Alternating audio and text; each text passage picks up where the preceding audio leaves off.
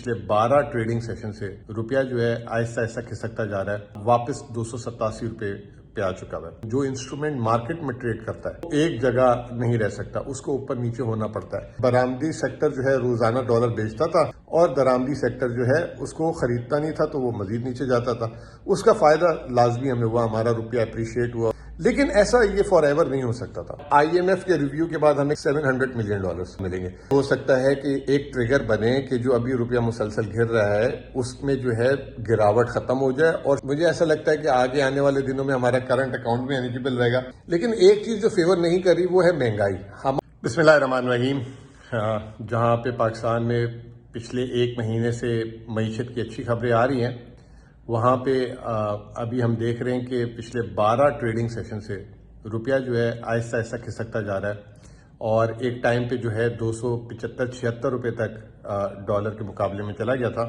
اب وہ جو ہے واپس 287 روپے پہ آ چکا ہے۔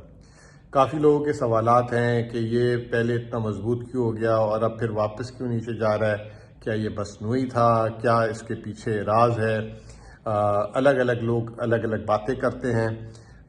تو سب سے پہلے تو میں آپ کو یہ بتانا چاہوں گا کہ کوئی بھی چیز ہو جو انسٹرومنٹ مارکیٹ میں ٹریڈ کرتا ہے وہ ایک جگہ نہیں رہ سکتا، اس کو اوپر نیچے ہونا پڑتا ہے، انلیس کہ آپ کے جو ہے مرکزی بینک اس کو پیک کر دے۔ پیک کا مطلب یہ ہوتا ہے کہ فریز کر دے، فکس کر دے، جیسے سعودی عرب کی کرنسی ڈالر کے مقابلے میں اماراتی درہم کی ہے۔ تو وہ لیکن ان اکانومیز کے ڈائنامکس الگ ہوتے ہیں، پاکستان جیسے ملک ایسا نہیں کر سکتے۔ ایک زمانہ پہلے، آج سے 30 بلکہ 50 سال پہلے پاکستان کی کرنسی ایک وقت میں پیک بھی ہوتی تھی۔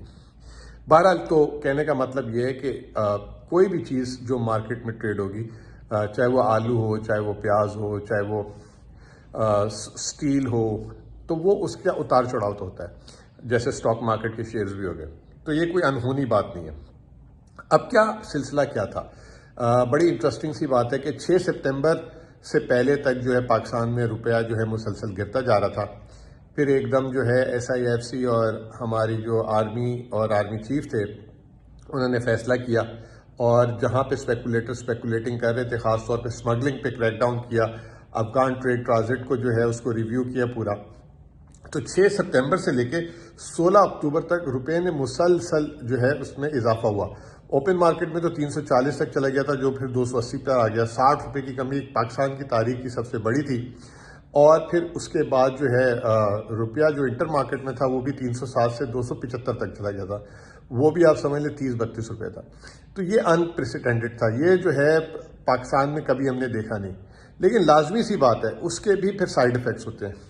جب آپ کسی کی کوئی ایکسپیکٹیشن بلڈ کر دیں، مثال کے طور پہ اگر آپ کسی شخص کی ایکسپیکٹیشن یہ بلڈ کر دیں کہ بھائی روز رات کو تمہیں جو ہے نا میں ٹکا کھلاؤں گا، تو وہ کہے گا یار مجھے تو روز رات کو فری کا کھانا مل جاتا ہے تو میں کیوں محنت کروں؟ تو وہ پھر اس حساب سے اپنے جو ہے نا طور طریقے تیور بدل دیتا ہے۔ اسی طریقے سے ہوا یہ کہ جب ہمارا روپیہ مسلسل مضبوط ہو رہا تھا تو ایک ڈر یہ تھا کہ لوگ جنہوں نے روپیے کو ٹریڈنگ کے لیے رکھا تھا وہ تو بیچیں گے، لیکن دوسری طرف جو ڈالر کی ڈیمانڈ کرتے ہیں امپورٹرز، کہیں یہ نہ ہو کہ وہ سو جائیں اور وہ کہے کہ یار جب نیچے آئے گا تو پھر آرام سے امپورٹ کے ڈاکومنٹ چھڑائیں گے، اپنی ڈیوٹیز بھریں گے، یہ تمام چیزیں ہوں گی۔ تو ہم نے دیکھا تھا کہ ایک دم جو ہے برآمدی سیکٹر جو ہے روزانہ ڈالر بیچتا تھا اور درآمدی سیکٹر جو ہے اس کو خریدتا نہیں تھا تو وہ مزید نیچے جاتا تھا۔ اس کا فائدہ لازمی ہمیں ہوا، ہمارا روپیہ اپریشیٹ ہوا، اس سے تیل کی قیمتیں نیچے آئیں، اور چیزیں بھی قیمتیں نیچے آ رہی ہیں اور مزید آتی جا رہی ہیں۔ لیکن ایسا یہ فار ایور نہیں ہو سکتا تھا۔ تو ہم نے دیکھا پھر ایک نیا اسپیل شروع ہوا، اور 16 اکتوبر سے لے کر آج تک، آج 6 اکتوبر یا 7 اکتوبر ہو گئی ہے، روپے کی قدر میں مسلسل گراوٹ آ رہی ہے، اور تقریباً 3% سے زیادہ جو ہے روپیہ گر چکا ہوا ہے، اور اب 287 کے لیول پہ آ چکا ہوا ہے۔ اب وہ گھبراہٹ لوگوں کو ہونا شروع ہو گئی۔ پہلے امپورٹر نہیں لے رہا تھا، اب امپورٹر آ گیا مارکیٹ میں لینے کے لیے اور ایکسپورٹر نہیں بیچ رہا۔ تو یہ ایک بہرحال یہ جو ہے میں یہ سمجھتا ہوں کہ آپ کو مسلسل 40 دن جو ہے روپے کو مضبوط نہیں کرنا چاہیے تھا۔ 4 دن مضبوط کرتے، 1 دن کھڑا رکھتے، پھر ہلکا سا یہ کرتے، اور اب 11 دن 12 دن سے مسلسل روپیہ گر رہا ہے، تو یہ بھی ہیلدی نہیں ہے۔ رہا سوال یہ کہ پچھلے 2 مہینے میں ہم نے یہ دیکھا کہ مارکیٹ اپنی ڈیمانڈ اینڈ سپلائی پوری کر رہی ہے، مارکیٹ میں کوئی پریشر نہیں ہے، اور مارکیٹ میں ڈالر تھا۔ اور اچھی چیز یہ ہوگی کہ یہ جو اقدامات لیے تھے سارے، اس سے جو ہے مارکیٹ میں مزید بہتری آئی۔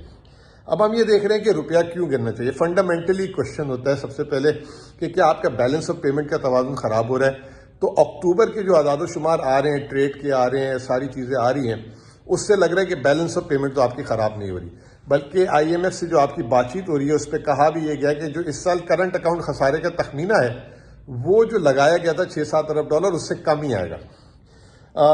کہا نہیں جا سکتا کہ آنے والے دنوں میں ایک دم اگر مڈل ایسٹ کی وار اوپر چلی گئی تو ہو سکتا ہے اوپر ہو جائے، انٹرنیشنل ریسیشن چل رہا ہے، ایکسپورٹس اور ریمیٹنسز میں فرق پڑ سکتا ہے، لیکن آج کے ڈیٹا پہ یہ بات کہی جا سکتی ہے کہ یس، دس از اے کریکٹ اسٹیٹمنٹ۔ ریمیٹنسز جتنا ڈالر ہمارا گرا تھا اس نے ڈس اپوائنٹ کی، امپروو نہیں ہوئی تھی۔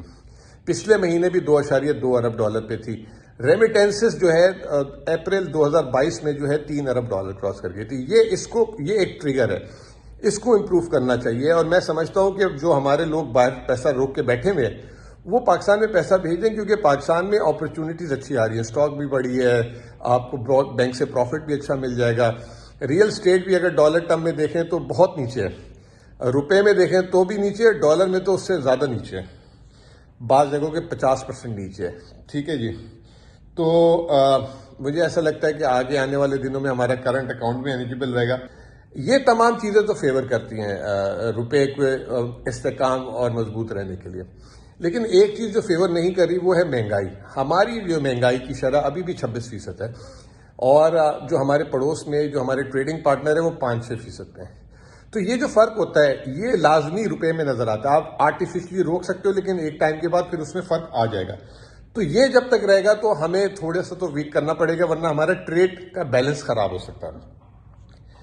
اچھا جی، اب اس کے بعد آئی ایم ایف آ گیا گراؤنڈ میں، اور آئی ایم ایف بھی بات کر رہا ہے پاکستان میں کہ اب آئی ایم ایف کے ریویو کے بعد ہمیں کتنے پیسے ملیں گے؟ 7 کروڑ پہ ملیں گے، 70 کروڑ ڈالر ملیں گے، $700 ملین۔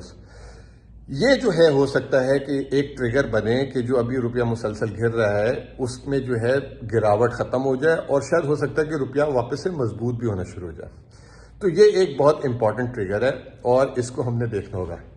دوسری چیز، آپ لوگوں کو ایک چیز نہیں بھولنی چاہیے کہ جب یہ ہم نے اسمگلنگ پہ کریک ڈاؤن کیا، پیٹرول کی، آپ دیکھیں کہ ڈیزل کی سیل جو ہے اچھی خاصی، میں بھول رہا ہوں تھوڑا، 30-35% سے زیادہ صرف ایک مہینے میں بڑھ گئی۔ کیسے بڑھ گئی؟ کیونکہ وہ ایرانی تیل نہیں آ رہا۔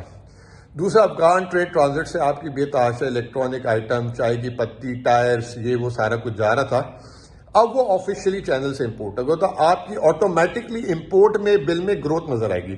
تو اسٹیٹ بینک اور منسٹری آف کامرس اور فائنانس منسٹری کو بھی دیکھنا ہوگا کہ آیا یہ ہماری امپورٹ بل جو ہے اسمگلنگ روکنے کی وجہ سے بڑھ رہی ہے، یہ ڈیمانڈ فیکٹر کی وجہ سے بڑھ رہی ہے۔ میرا اپنا خیال ہے کہ ڈیمانڈ تو اس وقت مر چکی ہوئی ہے، لوگوں کے پرچیزنگ پاور نہیں ہے، وہ خریداری نہیں کر پا رہے۔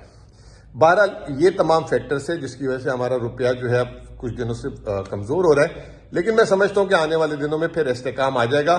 آئی ایم ایف کی خبر آتے ہی ہم دیکھیں گے روپیہ مضبوط ہونا شروع ہو جائے گا۔ بہت بہت شکریہ۔